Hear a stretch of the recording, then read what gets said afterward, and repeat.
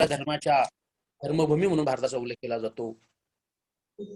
भारत हा जसा प्राचीन मध्य काळामध्ये वेगवेगळ्या संस्थानांचा देश, राजाचा देश म्हणून ओळखला जातो, तस भारत हा अनेक ऐतिहासिक अशा राज्याचा राजांचा देश म्हटला जातो. हजारो राजे या भारताच्या भूमीमध्ये जन्माला आलेले आहेत. अनेक महापुरुष या देशामध्ये जन्माला आलेले आहेत. साहित्यिक अण्णाभाऊ साठे यांनी खूप चांगलं वर्णन केलेलं आहे या भारत भूमीचं. अण्णाभाऊ म्हणतात, ही भूमी असे कैकांची, संत महंतांची, ज्ञानवंतांची, नररत्नाला जन्म देणार अशी ही भूमी आहे. अशी ही महाराष्ट्र भूमी आहे. आणि याच महाराष्ट्राच्या भूमीमध्ये, याच महाराष्ट्राच्या मातीमध्ये छत्रपती शिवरायांचा झालेला उदय आणि त्यांनी केलेली स्वराज्याची स्थापना आणि त्यांचा एकूणच व्यापक असा राज्यकारभाराचा दृष्टिकोन आपण जर पाहिला तर राजा कसा असावा याचं उत्तर म्हणजे छत्रपती शिवराय. आधुनिक कालखंडामध्ये राजा कसा असावा याचं उत्तर म्हणजे छत्रपती शिवाजी महाराज. त्यांचे अनेक पैलू त्यांच्या कारभाराचे आपल्याला दिसून येतात. त्याच्याविषयी सुद्धा या ठिकाणी चर्चा आपल्याला अपेक्षित आहे. राजांची जयंती, जगामध्ये अनेक राज्य आहेत, मात्र एखाद्या राजाची जयंती सार्वजनिक पातळीवर, वैयक्तिक पातळीवर, शासकीय पातळीवर एवढ्या मोठ्या प्रमाणामध्ये, एवढ्या उत्साहाने ही साजरी होते. मला वाटतं जगामध्ये ही एकमेव घटना असेल, एकमेव असे महामानव असतील छत्रपती शिवराय, की ज्यांची जयंती एक राजा असताना सुद्धा एवढ्या व्यापक प्रमाणामध्ये हजारो लोक एकत्र येऊन त्या ठिकाणी साजरी होते. ही एक मोठी आणि महत्वाची गोष्ट आणि वेगळी गोष्ट आहे. याचं कारण काय आहे? काही काही ठिकाणी राजांच्या जयंत्या होतात, त्यांच्या राजवाड्यामध्ये होत असतील, खासगी स्वरूपात होत असतील, परंतु एवढ्या मोठ्या व्यापक स्वरूपामध्ये छत्रपती शिवरायांची जयंती का साजरी केली जाते? तर त्याची निश्चितपणे काही कारण आहेत. आपल्याला माहित आहे, राजांचा सगळा इतिहास आपल्याला माहित आहे. राजा म्हटल्यानंतर त्या ठिकाणी अशी एक वेगळी प्रतिमा समोर यायची, आपल्या आजही येते. राजा म्हणजे कसा? जनतेची लूट करणारा. राजा म्हणजे कसा? जनतेवर कराचा बोजा लादणारा. राजा म्हणजे कसा? राजा, सरदार आणि राणी या सर्वांचंच फक्त हित पाहणारा, जनतेकडे सामान्य दुर्लक्ष असणारा, अशा प्रकारचा आपल्या भारताचा एकूण इतिहास आहे. याच्यामध्ये छत्रपती शिवराय हेच वेगळे राजे आपल्याला दिसतात. आणि छत्रपती शिवरायांचं हे राज्य हे एकूणच सर्व जनतेला, सर्व समाजाला आपलं वाटणारं असं हे स्वराज्य या निमित्तानं आपल्याला समजून घेतलं पाहिजे. रयत आणि प्रजा यांच्यामध्ये जे नातं असतं ते नातंच मध्ये काळामध्ये पुसून गेलेलं होतं. म्हणजे राजा हा जनतेसाठी असतो हे तत्व या ठिकाणी मागे पडलेलं होतं. परंतु ते छत्रपती शिवाजी महाराजांच्या कालखंडामध्ये पुन्हा त्या ठिकाणी जोडलं गेलेलं आपल्याला दिसून येतं. आणि म्हणून रयतेची काळजी घेणारा जर राजा कोणता असेल मध्य काळामध्ये, तर ते एकमेव नाव आपल्या समोर होतं, ते म्हणजे छत्रपती शिवाजी महाराज. त्यांच्या व्यक्तिमत्वाचे, त्यांच्या राज्यकारभाराचे वेगवेगळे पैलू आहेत, ते आपण समजून घेण्याचा या ठिकाणी प्रयत्न करू. एक मिनिट सर.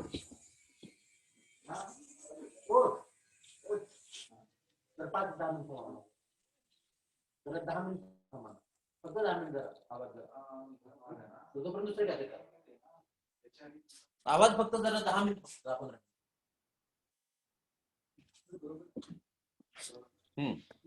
सर कॉलेजमध्ये आहे, जरा बाकीचे पण कामं चालू आहेत म्हणून जरा त्यांना थांबवलं. शेतकरी, कामगार, शेतमजूर, व्यापारी या सगळ्यांसाठी आपलं वाटणारं असं राज्य छत्रपती शिवाजी महाराज निर्माण करू शकले. प्रामुख्याने आपल्या महाराष्ट्रामध्ये जी कोकणची भूमी आहे, त्या कोकणच्या भूमीमधला जो शेतकरी आहे या सर्वांसाठी शिवाजी महाराजांनी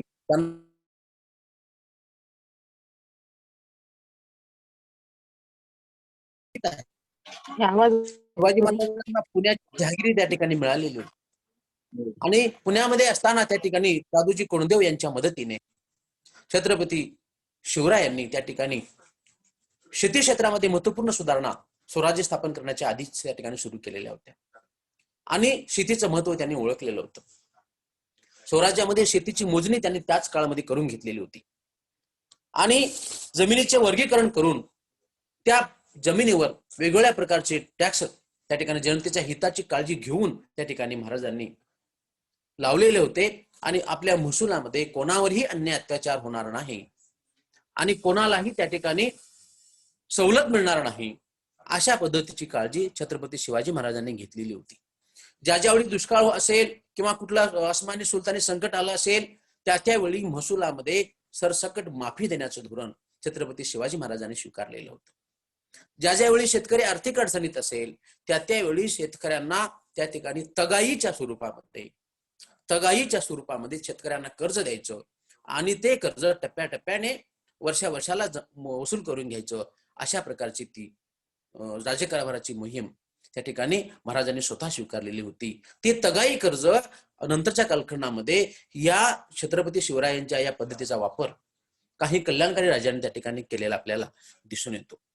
ज्या ज्या ठिकाणी शेतीमध्ये ज्या ज्या वेळी स्वारी वगैरे लढाई वगैरे होत असताना आपल्याला माहित आहे शेतीचं नुकसान व्हायचं त्या नुकसानाच्या वेळी त्या शेतकऱ्याला भरपाई देण्याचं काम त्या ठिकाणी छत्रपती शिवाजी महाराजांनी अशा प्रकारचे स्पष्ट आदेश दिलेले होते. आणि असे सर शेतीचे आदेश देत असताना त्यांनी कुठल्याही प्रसंगी आपल्या घोड्याच्या माध्यमातून किंवा आपल्या सैनिकांच्या माध्यमातून शेतीमध्येच नुकसान होऊ नये अशा प्रकारचे स्पष्ट आदेश त्यांनी दिले होते. आपल्या फौज फाट्यासाठी किंवा सैनिकांसाठी जो काही जळण फाटा किंवा धनधान्य लागतील ते त्या संबंधित शेतकऱ्यांना पैसे देऊनच खरेदी करावेत, रोख स्वरूपामध्ये खरेदी करावं, कोणाकडेही त्या ठिकाणी फुकट किंवा लुटून अशा प्रकारची संपत्ती घेऊ नये अशा प्रकारचे स्पष्ट आदेश आपल्या आज्ञापत्रामध्ये महाराज देतात. म्हणजे शिवाजी महाराजांनी जो आज्ञापत्र ग्रंथ जो तयार करून घेतला तो खऱ्या अर्थानं मला वाटतं की मध्य काळातला महाराष्ट्रातला एकमेव कल्याणकारी संविधान म्हणूया एवढ्या प्रकारचं महत्व त्या आज्ञापत्रामध्ये. स्वराज्यासाठी ज्या ज्या काही छोट्या छोट्या महत्वाच्या गोष्टी असतात मग त्या प्रत्येक समाजातील प्रत्येक घटकाला न्याय देण्यासाठी असतील किंवा शेती उद्योग व्यापार असतील कला वाणिज्य क्षेत्र असेल या सगळ्या क्षेत्राची तरतूद त्या ठिकाणी महाराजांनी जाणीवपूर्वक त्या आज्ञापत्रामध्ये उल्लेख केली होती आणि आपल्या एकूणच प्रशासनाचा केंद्रबिंदू हा रयत असेल याची दक्षता घेतलेली होती. आधुनिक कल्याणकारी लोकशाहीमध्ये आपण पाहतो लोकांनी लोकांसाठी चालवलेलं लोकांचं राज्य अशी आपली लोकशाही आता आपण त्याचा वापर करतो, परंतु या लोकशाहीची खऱ्या अर्थाने सुरुवात मला वाटतं स्वराज्यामध्ये महाराजांनी केलेली होती. कारण त्यांच्या एकूणच प्रशासनाचा केंद्रबिंदू हा सामान्य माणूस आणि तेव्हाच्या भाषेमध्ये रयत असल्याचं आपल्याला दिसून येतं. त्या कालखंडामध्ये शेतकरी व्यापारी या सगळ्यांची सर्रास लूट त्या ठिकाणी चाललेली असताना ज्यावेळी महाराज अशा पद्धतीने कल्याणकारी धोरण राबवतात त्यावेळी निश्चितच ते सर्वांना आपले वाटल्याशिवाय राहत नाही. स्वराज्यामध्ये असलेले सर्व धर्माचे, सर्व जातीचे, सर्व पंथाचे लोक या सगळ्यांना शिवाजी महाराज आपले वाटू शकले अशा प्रकारचं एक आत्मीय मोठेपणा शिवाजी महाराजांच्या स्वराज्याच्या धोरणामध्ये आपल्याला दिसून येतो. आपल्याला माहित आहे इसवी सन 1789 मध्ये जी फ्रेंच राज्यक्रांती झाली त्या फ्रेंच राज्यक्रांतीमध्ये तिथला जो लुई 14वा हा राजा होता तो लुई 14वा म्हणत असे आय एम दी स्टेट, मी म्हणजेच राज्य. म्हणजे काय राज्य हे राजासाठी असतं जनतेसाठी नसतं अशा प्रकारची जी काही विचारसरणी या राजे लोकांच्या मध्ये होती याचं प्रतिबिंब लुई 14वीच्या या उद्गारामध्ये आपल्याला दिसतं. म्हणजे काय धारणा होती बघा राजे लोकांची आणि त्यावेळी जनतेने उठाव केला. परंतु या ठिकाणी ती जी फ्रेंच राज्यक्रांती झाली त्या फ्रेंच राज्यक्रांतीच्या आधीच महाराजांनी त्या ठिकाणी आपल्या स्वराज्यामध्ये स्वातंत्र्य, समता, न्याय, मानवता, लोकशाही, धर्मनिरपेक्षता ही जी मूल्य ज्या मूल्याचा स्वीकार आपल्या भारतीय संविधानानं आपल्या उद्देशिकेमध्ये केलेला आहे आणि जी मूल्य जी आज जगण्याचा आपल्या आधार आहेत या मूल्यासाठीच खऱ्या अर्थानं राज्यकारभार राबवणारे छत्रपती शिवराय हे जगातील कल्याणकारी राजापैकी एक महत्वाचं असे नाव आहे. आणि म्हणून समाजातील स्त्री पुरुष व्यापारी शेतकरी कामगार या सर्वांना त्यांनी न्याय दिला. अशा प्रकारची धोरणं आखली. स्त्रियांच्या बाबतीमध्ये तर छत्रपती शिवरायांचं नाव त्या ठिकाणी अत्यंत महत्वाचं आहे. स्त्रियांची प्रतिष्ठा जोपासणारा अशा पद्धतीचा हा कल्याणकारी राजा. या ठिकाणी 2-3 उदाहरणे तुम्हाला अधिक स्पष्टपणे समजून घेता येतील. पहिलं उदाहरण आहे त्या ठिकाणी स्वराज्यामध्ये एक रांझे नावाचं गाव होतं आणि त्या रांझे नावाच्या गावातील पाटलाने त्या ठिकाणी एका महिलेवरती अन्याय अत्याचार केलेला होता. ही घटना जेव्हा महाराजांच्या कानावर आली तेव्हा महाराजांनी त्या रांझेगावच्या पाटलाला त्या ठिकाणी आपल्या राजवाड्यामध्ये दरबारामध्ये बोलवलं आणि त्या ठिकाणी सर्वांच्या समक्ष त्याचे हातपाय तोडण्याची शिक्षा दिली. आता ही वरवर पाहताना ही गोष्ट आपल्याला सोपी वाटेल, परंतु त्या काळामध्ये आपल्याच राज्यामध्ये एखाद्या गावच्या पाटलाची भर दरबारामध्ये हातपाय तोडणे ही एक अत्यंत क्रांतिकारी घटना होती. कारण जो कोणी स्त्रियांची बेअब्रू करेल, अन्याय अत्याचार करेल, तो कोणीही असेल त्याची गय करणार नाही, अशा प्रकारचा संदेश त्या ठिकाणी महाराज देण्यामध्ये या निमित्ताने यशस्वी झालेले आपल्याला दिसतात. लक्षात घ्या, मध्य काळामध्ये जो गावचा पाटील होता तो गावचा खऱ्या अर्थानं राजाच होता आणि सगळ्या प्रकारची सत्ता त्याच्याकडे होती आणि एका सर्व प्रकारची जबरदस्ती. अशा या प्रवृत्तीला चाप लावण्यासाठी महाराजांनी हा जो निर्णय घेतला आणि त्याच्यातनं आपली स्त्रियांची प्रतिष्ठा कशा पद्धतीने जोपासली हे आपल्याला लक्षात येते. दुसरं उदाहरण त्या ठिकाणी एक आधुनिक उदाहरण लक्षात घ्या. महाराजांचे सकुजी गायकवाड नावाचे एक सरदार होते. या सकुजी गायकवाड हे महापराक्रमी होते आणि महाराजांनी त्यांना एका बेळवाडीच्या मोहिमेवर पाठवलं. त्या बेळवाडीच्या मोहिमेमध्ये तो किल्ला जिंकण्यासाठी सतत 27 दिवस सकुजी गायकवाड प्रयत्न करत राहिले आणि त्या ठिकाणी अखेर तो किल्ला जिंकला. अशा प्रकारचे हे पराक्रमी सरदार. त्या किल्ल्याची किल्लेदार सावित्री देसाई नावाची एक स्त्री होती. किल्ला ताब्यात आल्यानंतर या सकुजी गायकवाड यांनी विजयाच्या आनंदामध्ये त्या सावित्रीबाई देसाई याच्यावर अन्याय अत्याचार केला. ही घटना जेव्हा महाराजांना समजली तेव्हा त्यांनी सकुजी गायकवाड यांच्या किल्लेंडवलेल्या विजयाबद्दल त्याचं अभिनंदन केलं नाही. त्यांना सांगितलं, आपलं काम स्वराज्य विस्तार करणे आहे, महिलावरती अन्याय अत्याचार करणं हे आपल्या स्वराज्याचं काम नाही, स्वराज्याच्या धोरणामध्ये हे बसत नाही. आणि म्हणून या सकुजी गायकवाड यांना भर दरबारामध्ये डोळे काढण्याची शिक्षा दिली. लक्षात घ्या, ही घटना सुद्धा अत्यंत महत्वाची आहे. एका मातबर सरदाराला जेव्हा डोळे काढण्याची शिक्षा महाराज देतात तेव्हा त्याच्यातनं एक खूप मोठा संदेश जातो की खबरदार, कुणीही असेल तर स्त्रियांच्या बेअब्रूला जर हात घालाल तर कुणीही त्या ठिकाणी छत्रपती शिवराय माफ करू शकणार नाहीत. अशा प्रकारचा हा संदेश या निमित्तानं महाराज देतात. आणि तिसरी घटना आपल्या सर्वांना माहित आहे, ती कल्याणच्या सुभेदाराच्या सुनेची घटना. ज्यावेळी कल्याणच्या सुभेदाराची ही सुंदर सून दरबारामध्ये उभी केली गेली त्यावेळी महाराजांनी उद्गार काढले, अशीच आमची आई सुंदर असती तर. म्हणजे हे जे सगळी उदाहरणं आहेत, ही उदाहरणं छत्रपती शिवाजी महाराजांच्या खरे मोठेपणाची साक्ष आहेत. लक्षात घ्या, खरा मोठेपणा, माणसाचा मोठेपणा त्यांच्या कामावर तर असतोच, परंतु त्यांच्या विचारावर, त्यांच्या व्यक्तिमत्वावर माणसाचा मोठेपणा ठरत असतो. जेव्हा अशा पद्धतीची कल्याणकारी भूमिका घेतो तेव्हा तो सर्वच प्रजेला आपला वाटल्याशिवाय राहत नाही. आणि म्हणून महाराजांच्या बाबतीमध्ये ही गोष्ट या ठिकाणी अत्यंत महत्वाची होती. मध्य काळामध्ये आपल्याला माहित आहे मित्र हो, जसा आज वेगवेगळ्या वस्तूंचा बाजार भरतो ना, तसं त्या काळामध्ये गुलामांचा बाजार भरायचा, तसं त्या काळामध्ये महिलांचा बाजार भरायचा. आणि महाराजांनी स्पष्ट आदेश दिले की माझ्या स्वराज्यामध्ये कुठल्याही प्रकारची गुलामगिरी होता कामा नये. आणि म्हणून त्यांनी गुलामांच्या खरेदी विक्रीवर बंदी आणण्याचे आदेश आज्ञापत्राच्या माध्यमातून दिलेले आपल्याला मिळतात. याची झलक आपल्याला डचांच्या कागदपत्रामध्ये सुद्धा पाहायला मिळते. आपल्याला माहित आहे, स्वराज्यामध्ये डचांना व्यापाराची परवानगी मिळालेली होती, परंतु त्या व्यापाराच्या कलमामध्ये त्या ठिकाणी त्यांनी मुद्दाम एक मुद्दा टाकलेला होता. तो मुद्दा होता, माझ्या स्वराज्यामध्ये स्त्रियांची त्या ठिकाणी प्रतिष्ठा जोपासली जाते आणि गुलामांची खरेदी विक्री केली जात नाही. तुम्हाला माझ्या स्वराज्यामध्ये व्यापार करता या गोष्टीचं ध्यान ठेवलं, लक्ष ठेवा. अशा प्रकारची तरतूद आज्ञापत्रामध्ये महाराज करून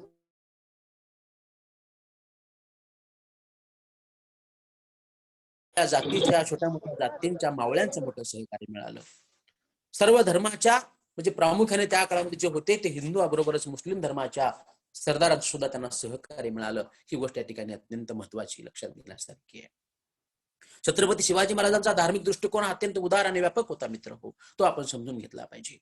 छत्रपती शिवाजी महाराजांनी स्थापन जे राज्य केलं ते केवळ हिंदवी स्वराज्य नव्हतं, हे आपण समजून घेतलं पाहिजे. आता आपण म्हणताना म्हणतो हिंदवी स्वराज्याचे संस्थापक, मला असं वाटत नाही. शिवाजी महाराजांनी जे स्थापन राज्य केलं ते स्वराज्य होतं, ते सर्व जनतेच्या हिताचं होतं, ते केवळ हिंदवी नव्हतं. कल्याणकारी स्वराज्य असं म्हणूया आपण. कल्याणकारी स्वराज्याची स्थापना शिवाजी महाराजांनी केलेली आहे. कारण त्यांच्या दरबारामध्ये सर्व धर्माच्या लोकांचा त्या ठिकाणी सन्मान होत होता. आपल्याला माहित आहे शिवाजी महाराजांच्या बाबतीमध्ये अनेक प्रकारचे प्रश्न आपल्या मनामध्ये आहेत. त्याही प्रश्नांकडे मी माझ्या पद्धतीने उत्तर देण्याचा प्रयत्न करणार आहे. पहिला प्रश्न जो आमच्या इतिहासाच्या विद्यार्थ्यांना पडतो, शिवाजी महाराजांना जसं काही लोक हिंदू पद पादशाह म्हणतात, गो ब्राह्मण प्रतिपालक म्हणतात, हे खरं आहे का? तर त्याचं उत्तर मला असं वाटतं की शिवाजी महाराज ही केवळ गो ब्राह्मण प्रतिपालक नव्हते, सर्व जनतेच्या हिताचे प्रतिपालक होते. आणि मग गो ब्राह्मण प्रतिपालक हे शिवाजी महाराजांचा सन्मान करण्यासाठी कोणीतरी वापरलेला एक संबोध आहे आणि तो विशिष्ट गो ब्राह्मणांसाठी आहे आणि तो त्यांच्यासाठी तर आहेच आहे. परंतु शिवाजी महाराजांचं राज्य हे केवळ यांच्यासाठीच गो ब्राह्मण प्रतिपालक एवढ्याच साठी नव्हतं, तर स्वराज्य हे सर्व जनतेसाठी होतं. त्यामुळं हिंदू पद पादशाह असं म्हणतात काही लोक म्हणतात. तर मला असं वाटतं की शिवाजी महाराजांना हिंदू पद पादशाह अशी उपाधी लावणं म्हणजे त्यांच्यावर अन्याय करण्यासारखं आहे. कारण शिवाजी महाराजांच्या कालखंड राज्यामध्ये स्वराज्यामध्ये हिंदू बरोबरच मुस्लिम सुद्धा तेवढ्याच मोठ्या संख्येने सहभागी झालेले आपल्याला दिसतात आणि शिवाजी महाराजांनी त्यांचा सन्मान केलेला होता. स्वराज्यामध्ये त्यांना मोठी पदं दिलेली होती, हे सुद्धा आपण लक्षात घेतलं पाहिजे. शिवाजी महाराजांच्या स्वराज्यामध्ये त्यांच्या सरदारामध्ये अनेक सरदार मुस्लिम आपल्याला दिसून येतात. त्याच्यामधला सगळ्यात महत्वाचा म्हणजे जो तोफखाना होता, त्या तोफखान्याचा प्रमुख इब्राहिम खान. लक्षात घ्या, तोफखाना म्हणजे शिवाजी महाराजांच्या सैन्याचा एक अतिशय महत्वाचा पार्ट होता मित्र हो. त्या तोफखान्याचा मान इब्राहिम खान यांना महाराजांनी दिलेला होता. शिवाजी महाराजांच्या खास अंगरक्षकापैकी अत्यंत महत्वाचा असा म्हणजे मदारी मेहतर. या मदारी मेहतर हे मुस्लिम पैकी होते आणि आपल्याला माहित आहे मदारी मेहतर आणि अन्य मावळ्यांच्या मुळेच शिवाजी महाराज आग्र्याच्या अटकेतून सुखरूपपणे बाहेर पडू शकले. अशा पद्धतीची जीवाला जीव देणारी माणसं ही केवळ हिंदू धर्माची होती असं नाही, तर मुस्लिम धर्माची सुद्धा होती. आपल्याला माहित आहे काजी हैदर नावाचा महाराजांचा वकील होता आणि जो अनेक प्रसंगी महाराजांना त्यांनी मदत केलेली आहे. नूरखान बेग नावाचा एक सरदार सरनौबत पदापर्यंत पोहोचलेला होता. अशा पदाचा स्पष्ट उल्लेख सभासद बकरीत पान नंबर 76 वर त्या ठिकाणी येतो. पन्हाळगडच्या वेढ्यामध्ये सिद्दी हिलाल नावाच्या एका मुसलमान सरदाराने जबरदस्त मर्दुमकी गाजवलेली होती आणि या युद्धामध्ये वहावा खान नावाचा त्यांचा मुलगा सुद्धा त्या ठिकाणी जखमी झालेला होता. अशा पद्धतीची कितीतरी उदाहरणं आपल्याला त्या ठिकाणी देता येतात. स्वतः इतिहासाचे मराठ्यांच्या इतिहासाचे मातब्बर इतिहासकार ग्रँट डफ असं म्हणतात की त्या ठिकाणी शिवाजी महाराजांच्या स्वराज्यामध्ये मुसलमानांना महाराजांनी सामावून घेतलेलं होतं. हा त्या सभासद बकरीचा हा पुरावा आहे आणि ग्रँट डफच्या हा इतिहासाचा पुरावा आहे. त्यामुळे तो आपल्याला खोडता येत नाही. अशा पद्धतीचं लक्षात घ्या, काफिर असणे किंवा धर्मद्वेष्टा असणे ही दोन्ही धर्मामध्ये प्रवृत्ती असते, माणसामध्ये प्रवृत्ती असते. आणि म्हणून शिवाजी महाराजांनी जो कोणी धर्मद्वेष्टा असेल आणि जो कोणी वाईट असेल त्याला शिक्षा दिलेली आहे. तो हिंदू असेल त्यालाही शिक्षा दिलेली आहे, तो मुस्लिम असेल त्यालाही शिक्षा दिलेली आहे. आणि म्हणून शिवाजी महाराजांनी जे काही युद्ध केले ती युद्ध ही केवळ पॉलिटिकल वार होते, रिलिजियस वार कधीच नव्हते. धार्मिक युद्ध त्याला जे काही लोक शब्द वापरतात तो पूर्णपणे चुकीचा आहे. शिवाजी महाराजांनी जे युद्ध केले ते स्वराज्य स्थापनेसाठी, स्वराज्य विस्तारासाठी आणि ते व्यापक भूमिका होती. त्यांचा हा संघर्ष हा तात्पुरता होता. म्हणूनच तुम्हाला माहित आहे जगाच्या इतिहासामध्ये एकमेव असे छत्रपती शिवाजी महाराज असतील की ज्यांनी शत्रूची कबर आपल्या स्वतःच्या किल्ल्यावर बांधली. प्रतापगडावर अफजल खानाची कबर आहे का नाही उदाहरण? अहो शत्रूची ही फार फार मोठी आणि सन्मानाची गोष्ट आहे. परंतु आपल्याला माहित आहे एका बाजूला शत्रूच्या सैन्याची, शत्रूंच्या महिलांची विटंबना केली जात असताना शत्रूची आपल्यावर बघतो. म्हणजे हे कसलं कल्याणकारी उदाहरण आहे याच्यावरून आपल्याला त्या ठिकाणी समजून घेता येतं. आणि म्हणून शिवाजी महाराजांनी जे युद्ध केले ते कधीही धर्मयुद्ध म्हणून त्यांना आपल्याला स्वीकारता येत नाही. त्यांचं राज्य हे धर्माच्या आधारावर कधीच शिवाजी महाराजांनी स्थापन केलं नाही. आणि म्हणून शिवाजी महाराजांचं राज्य हे सर्व धर्माच्या, सर्व जातीच्या लोकांसाठी अत्यंत कल्याणकारी स्वरूपाचं ते असं राज्य होतं. शिवाजी महाराजांनी जशा पद्धतीनं मंदिरांचा उद्धार केलेला आहे, मंदिरांना देणग्या दिल्या आहेत, तसं मशिदींना पण देणग्या दिल्याची उदाहरणे मिळतात. अशा पद्धतीची शिवाजी महाराजांची एकूणच राज्यकारभाराची पद्धत आपल्याला समजून घेता येते. ज्या ज्यावेळी लढाई असेल, स्वारी असेल, मोहिमा असतील, त्यावेळी शिवाजी महाराजांनी असे स्पष्ट प्रकारचे आदेश दिले होते की त्या लढाईमध्ये तुम्हाला लहान मुले, महिला सापडल्या तर त्यांचा स्वीकार करावा, त्यांना दरबारामध्ये हजर करावा, त्यांच्यावरती कुठल्याही प्रकारचा अन्याय. तुम्हाला जर स्वारीमध्ये, लढाईमध्ये किंवा लुटीमध्ये एखादी कुराणाची प्रत मिळाली असेल तर ती सन्मानाने स्वराज्यामध्ये जमा करायची आहे. धर्मग्रंथाची विटंबना, धर्माची विटंबना, धर्माच्या प्रत्येकांची विटंबना कोणत्याही पद्धतीमध्ये सहन केली. अशा पद्धतीचे स्पष्ट आदेश महाराज देतात. आणि म्हणून त्यांचा धार्मिक दृष्टिकोन हा अत्यंत डोळस अशा पद्धतीचा होता, अंधश्रद्ध पद्धतीचा नव्हता, हे आपल्याला लक्षात येते. शिवाजी महाराजांनी एवढ्या लढाया केल्या, परंतु कुठल्याही लढाईमध्ये त्यांनी अंधश्रद्धेचा आधार घेतला नाही. पूजा अर्चा केल्याची सुद्धा उदाहरणे मिळत नाहीयेत, विधी मुहूर्त पाहिल्याची उदाहरणे मिळत नाहीयेत. म्हणजे अशा पद्धतीनं शिवाजी महाराज हे खऱ्या अर्थाने विज्ञानवादी, डोळस अशा प्रकारचे राजे होते. त्यांनी स्वराज्याचं तोरण बांधलं. सर्व जातीच्या मावळ्यांना सोबत घेऊन त्यांनी हे काम केलं. आणि म्हणून त्यांनी कुठल्याही प्रकारच्या अंधश्रद्धेला थारा दिलेला नाही. आपल्याला माहित आहे, राजारामाचा जन्म हा पालथा झाला असं म्हणतात. आणि ही अपशकुनाची घटना मानली जात होती की मुलगा पालथा जन्मणं हे त्या ठिकाणी आपल्याकडे फारसं चांगलं मानलं जात नाही. परंतु महाराजांना ज्या वेळा समजली ही घटना, त्यावेळी महाराज म्हणाले काही अडचण नाही, मुलगा पालथा जन्माला आला याचा अर्थ आमचा राजाराम सगळं स्वराज्य पालथं घालील आणि पृथ्वी पालथी घालील. म्हणजे हा जो सकारात्मक दृष्टिकोन आहे, हा जो वैज्ञानिक दृष्टिकोन आहे, तो आपल्याला शिवाजी महाराजांच्या एकूणच धोरणामध्ये आपल्याला दिसून येतो. महाराजांनी धर्म ही खाजगी बाब केली होती, धर्म ही सार्वजनिक कधीही त्यांनी मानलेलं नव्हतं. जे आपल्या भारतीय संविधानामध्ये आत्ताच्या आपण की धर्म ही खाजगी बाब आणि प्रत्येकाला आपल्या धर्माच्या रीतिरिवाजाप्रमाणे वागण्याचा अधिकार आपलं संविधान देतं. तशाच प्रकारची भावना महाराजांची धर्माच्या बाबतीमध्ये होती. आणि म्हणून महाराजांनी याकुत बाबा नावाच्या एका साधूला त्या ठिकाणी आपलं गुरुस्थानी मानलेलं आपल्याला दिसून येतं. आणि म्हणून अशा पद्धतीनं शिवाजी महाराजांचे सहकारी सर्व जातीचे, सर्व धर्माचे होते. म्हणूनच महात्मा ज्योतिबा फुले यांनी या छत्रपती शिवाजी महाराजांच्या धोरणांचा अत्यंत अभिमानाने उल्लेख केला आहे. आणि कुळवाडी भूषण अशा पद्धतीची पदवी महात्मा ज्योतिबा फुले यांनी शिवाजी महाराजांना दिलेली आहे. ते अत्यंत सार. शिवाजी महाराज कोणाचे राजे तर कुळवाडी म्हणजे शेतकरी, कामगार, सर्व जातीच्या धर्माच्या लोकांचे खऱ्या अर्थानं रयतेचे राजे म्हणजे त्या ठिकाणी शिवाजी राजे. अशा प्रकारची प्रतिमा महात्मा फुले यांच्यामुळे निर्माण झाली. आपल्याला हेही माहित आहे की महात्मा फुले यांनीच छत्रपती शिवाजी महाराजांची समाधी ती रायगडच्या त्या डोंगरामध्ये दडलेली होती, ती शिवाजी महाराजांनी शोधून काढली. त्यांच्यासोबत अनेक वेगवेगळ्या जातीचे सहकारी होते. त्याच्यामध्ये रानबा गायकवाड महार होते, लवजी गायकवाड, लवजी साळवे मांग होते. सगळे छोट्या छोट्या जातीचे लोक त्याच्यामध्ये होते. आणि म्हणून स्वराज्याच्या विषयीची एक प्रेरणा, स्वराज्यामध्ये सहभाग हा सर्व जातीच्या लोकांचा आपल्याला दिसून येतो. जाणीवपूर्वक या ठिकाणी एक गोष्ट लक्षात ठेवली पाहिजे आपण की डॉक्टर बाबासाहेब आंबेडकरांनी सुद्धा छत्रपती शिवाजी महाराजांना अत्यंत आदरणीय अशा पद्धतीने मानलेलं होतं, प्रेरणास्थान म्हणून मानलेलं होतं. आपल्याला माहित आहे महाराजांच्या एकूणच कार्याचा गौरव बाबासाहेबांनी सुद्धा त्या ठिकाणी अनेक वेळा केलेला आहे. आणि म्हणून बाबासाहेब ज्यावेळी मुंबईमध्ये एका शिवजयंतीला उपस्थित होते, त्या शिवजयंतीमध्ये बाबासाहेब आंबेडकर स्वतः उपस्थित होते आणि त्यांनी शिवाजी महाराजांचा हा ज्वलंत इतिहास सगळ्यांच्या समोर सांगितला होता.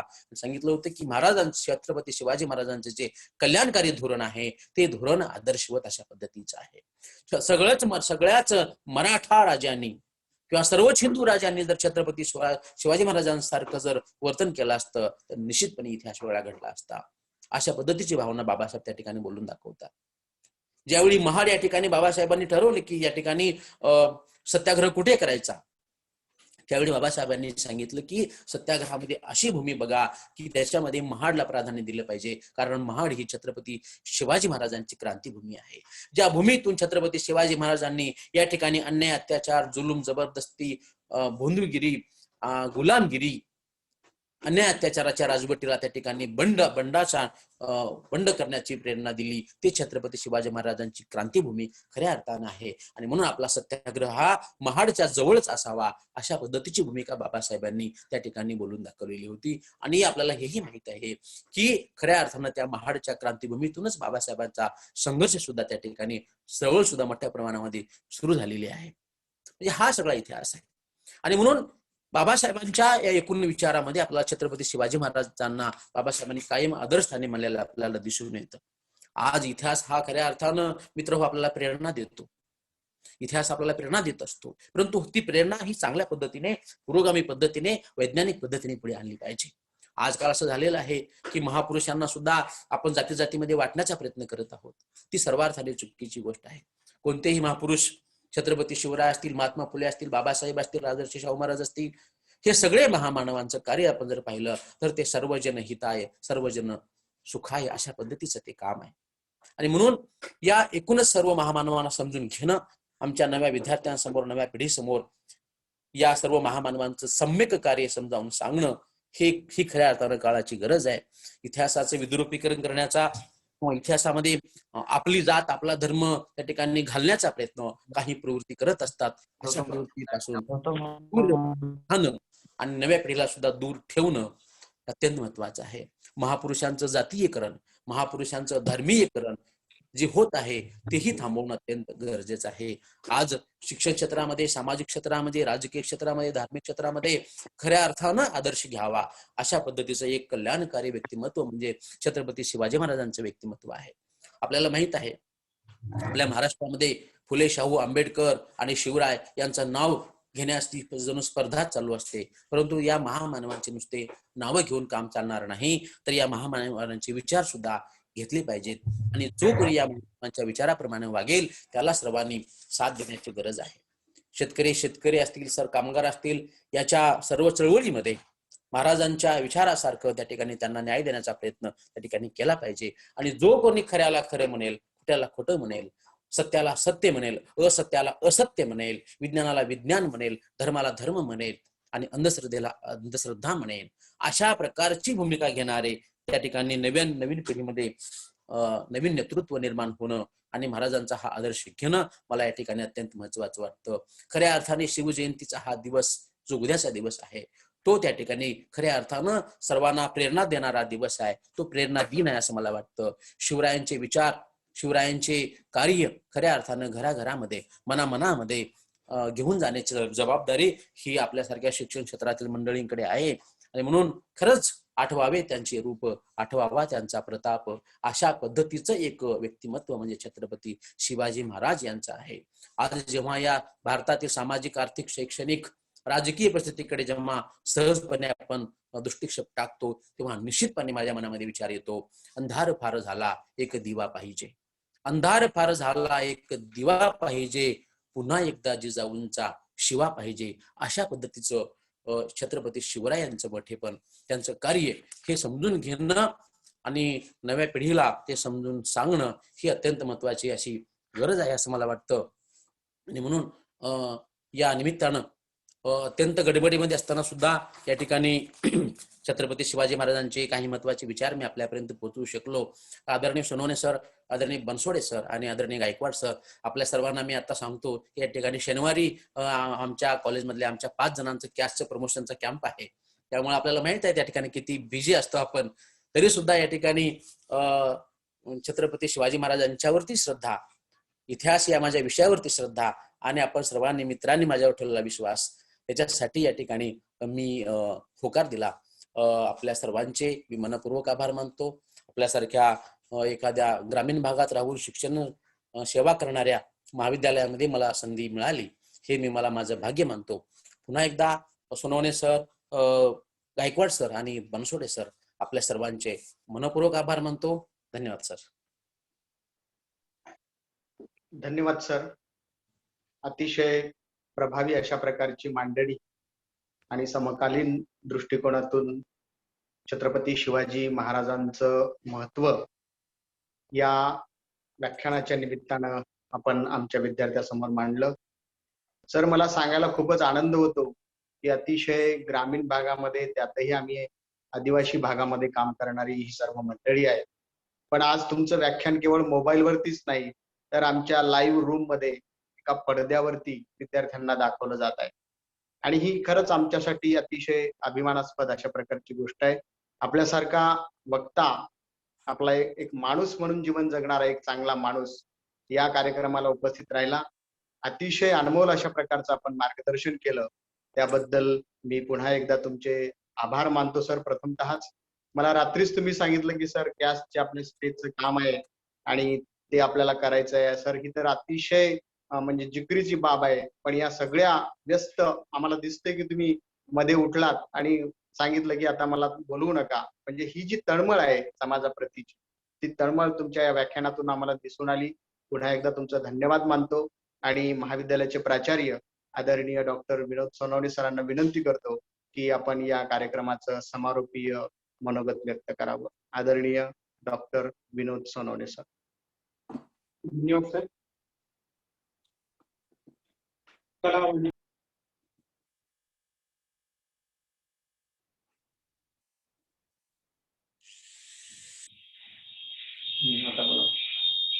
धन्यवाद सर. कला वाणिज्य विज्ञान वाणिज्य महाविद्यालय गोंदे आणि सांस्कृतिक विभाग यांनी शिवजयंती निमित्त सुंदरसं व्याख्यानाचं आयोजन केलं, त्याबद्दल मी सांस्कृतिक विभागाचे आभार मानतो. तसेच डॉक्टर सोमनाथ कदम सरांनी अत्यंत सुंदर पद्धतीने या ठिकाणी शिवाजी महाराजांचे विचार व्यक्त करून आमच्या विद्यार्थ्यांना जे मार्गदर्शन केलं त्याबद्दलही मी त्यांचे आभार मानतो. छत्रपती शिवाजी महाराजांचे विचार आजच्या काळासाठी आणि भविष्यासाठी अतिशय उपयुक्त आहे आणि ह्या विचारांची उजळणी होत राहणे तेवढेच गरजेचं आहे. शिवजयंती भव्य दिव्य होती ही चांगली गोष्ट आहे, पण शिवाजी महाराजांचे कार्य आणि त्यांचे विचार समाजापर्यंत आणि प्रत्येक स्तरापर्यंत पोहोचवणे तेवढंच महत्वाचं काम आहे. कदम सरांनी अत्यंत व्यस्त वेळामध्ये शिवाजी महाराजांचे कार्य आणि विचार हे आपल्यापर्यंत पोहोचवलेले. जाणता राजा, जनतेचा राजा, कल्याणकारी राजा, शिवाजी द ग्रेट. शिवाजी महाराजांची जी प्रतिमा आहे ती फक्त महाराष्ट्रापुरता किंवा भारतापुरता मर्यादित नाहीये. ती संपूर्ण विश्वात त्यांची प्रतिमा आज एका उच्च स्थानावर पोहोचलेली आहे.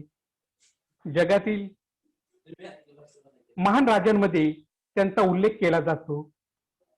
त्यांचं स्वराज्य हे सर्वसामान्य जनतेचं स्वराज्य होतं. हे त्यांच्यानंतर महाराष्ट्रातील मावळ्यांनी, महाराष्ट्रातील जनतेने सर्वांना दाखवून दिलेले. राजा कसा असावा, राजाचं कर्तव्य कसं असावं आणि राजाने कशा पद्धतीने आपलं कार्य पुढे नेलं पाहिजे, हे एक उत्तम उदाहरण म्हणजे छत्रपती शिवाजी महाराज.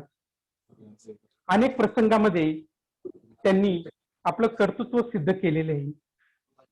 अंधश्रद्धा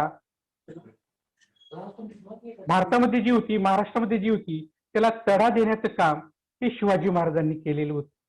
एका प्रतिकूल परिस्थितीमध्ये मानसिक गुलामगिरीतून महाराष्ट्राला आणि भारताला बाहेर काढण्याचं काम शिवाजी महाराजांनी केलेलं होतं. अशा या महान महाराजांना वंदन करून मी आपलं मनोगत या ठिकाणी थांबवतो. धन्यवाद. जय. आणि पुढील सूत्र मी आयोजकांकडे सोपवत आहे. धन्यवाद सर. आपण अतिशय चांगल्या पद्धतीनं शिवाजी महाराजांच्या कर्तृत्वाचं समारोपीय विमोचन केलं त्याबद्दल मी आपलं सांस्कृतिक विभागाच्या वतीनं आभार मानतो आणि या ठिकाणी प्राध्यापक बोरसे मॅडम यांना मी विनंती करतो की त्यांनी या कार्यक्रमाचं आभार प्रदर्शन व्यक्त करावं. प्राध्यापक बोरसे मॅडम. धन्यवाद सर. आवाज येतोय सर माझा? आवाज येतो सर? येतोय येतोय येतोय बोला. सर आवाज येतोय मॅडम बोला. Okay, thank you sir. Chhatrapati Shivaji महाराजांच्या जयंती निमित्त आपल्या कला, वाणिज्य व विज्ञान महाविद्यालयाच्या सांस्कृतिक विभागातर्फे आयोजित व्याख्यानमालेमध्ये प्रमुख वक्ते डॉक्टर सोमनाथ कदम सर यांनी छत्रपती शिवाजी महाराजांचे जीवनचरित्र या विषयावर आपल्याला उत्कृष्ट असे मार्गदर्शन केले. त्याबद्दल मी सांस्कृतिक विभागाच्या वतीने त्यांचे अगदी मनापासून आभार व्यक्त करते. आपल्या संस्थेचे अध्यक्ष माननीय श्री बी.जी. पाटील साहेब यांनी या कार्यक्रमात प्रमुख म्हणून आपली उपस्थित राहिले म्हणून मी सांस्कृतिक विभागाच्या वतीने त्यांचे देखील अगदी मनापासून आभार मानते. आजच्या आपल्या या कार्यक्रमाचे अध्यक्ष आपल्या महाविद्यालयाचे प्राचार्य आदरणीय डॉक्टर विनोद सोनवणे सर यांनीही या ठिकाणी उपस्थित राहिल्याबद्दल त्यांचेही मी आभार मानते. आपल्या संस्थेच्या संचालिका तसेच रसायनशास्त्र विभाग प्रमुख डॉक्टर चेतना पाटील मॅडम या कार्यक्रमात उपस्थित राहिल्याबद्दल सांस्कृतिक विभागाच्या वतीने मी त्यांचे देखील येथे आभार मानते. तसेच आजच्या कार्यक्रमाचे उत्कृष्ट असे सूत्रसंचालक व सांस्कृतिक विभाग प्रमुख डॉक्टर C.S. गायकवाड सर यांचेही सांस्कृतिक विभागाच्या वतीने मी आभार व्यक्त करते. तसेच आजच्या कार्यक्रमाला उपस्थित सर्व शिक्षक व शिक्षकेतर कर्मचारी तसेच आपले विद्यार्थी व यांचेही मी सांस्कृतिक विभागाच्या वतीने आभार व्यक्त करते. वतीने कार्यक्रम संपला असं काय करायचं?